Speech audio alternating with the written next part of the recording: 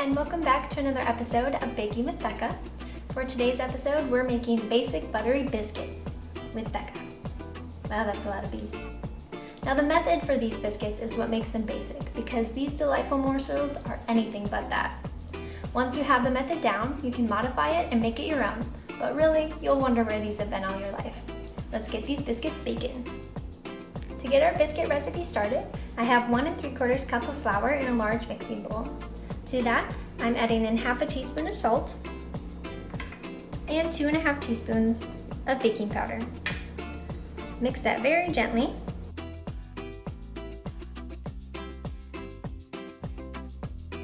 And then we'll add in 1 stick of cold butter. Now it's important for it to be cold.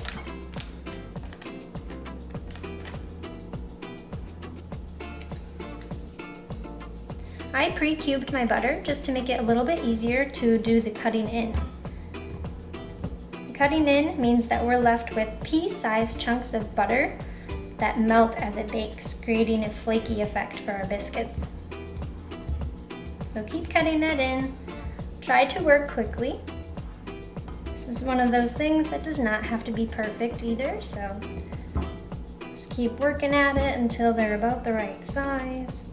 Sometimes if you give your bowl a wiggle, the larger pieces will come to the top, so you know you have to work a little bit more. Sometimes you have to scrape the butter off the sides of whatever tool you might be using. All right, so that's about pea-sized. If it's a little bigger, that's okay. Now we can make a well in the center and add in 3/4 cup of cold milk. Stir this gently together until it just combines.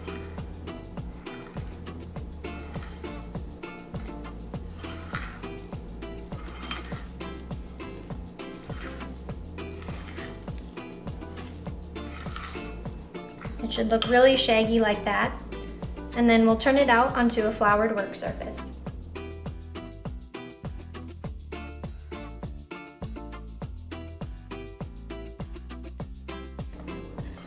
Try to get as much as you can out of the bowl without using your hands. It's inevitable that you will a little bit, but try as best you can. And then I like to flour just the top of the dough and my hands a little bit to make them easier to work with. Because there will be wet spots. Okay, and then we pat it down. Sometimes this extra flour on the outside can be used to coat your fingers again if you need it. We'll take it, gently pat, trying really hard. Oops. Not to use your hands really vigorously, because it will melt our butter and we do not want that. All right. If you have a rolling pin at this point, go ahead and use that to get them nice and flat. We do want this dough to be tall because we want big, fluffy, tall biscuits. So I'm going to roll it out until just there.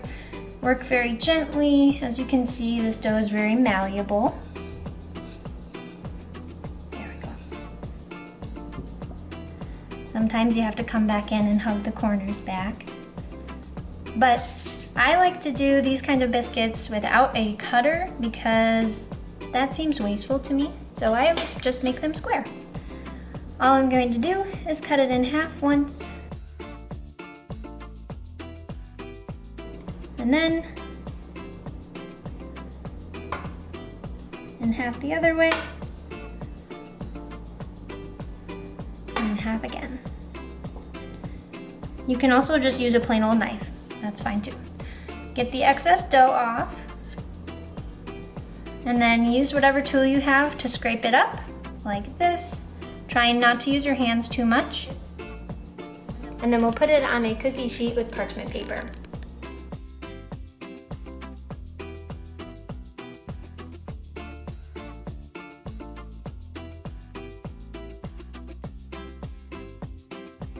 Now at this point, I do not have my oven preheated for the specific purpose of not heating up my kitchen because I don't want my dough to be ruined.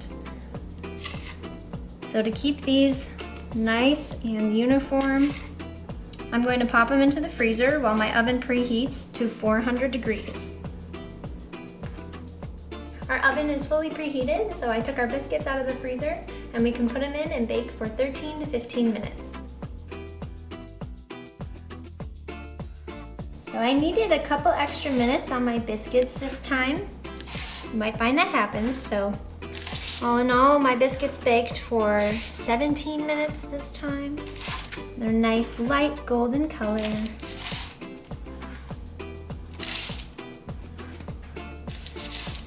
Just getting them on a cooling rack so the bottoms don't get soggy. And we'll let those cool, or you can bite into it right away. I'm gonna give it a minute. Our biscuits have cooled just a little bit. I like mine warm, so I'm gonna dig in now. I'm just gonna grab one and cut it in half. Look at that nice golden bottom. I love having fresh biscuits with a little bit more butter and some jam. These are nice and crumbly and soft. Got that flakiness going on. These pair well with pretty much everything. You can make a breakfast sandwich, you can make biscuits and gravy. The possibilities are endless.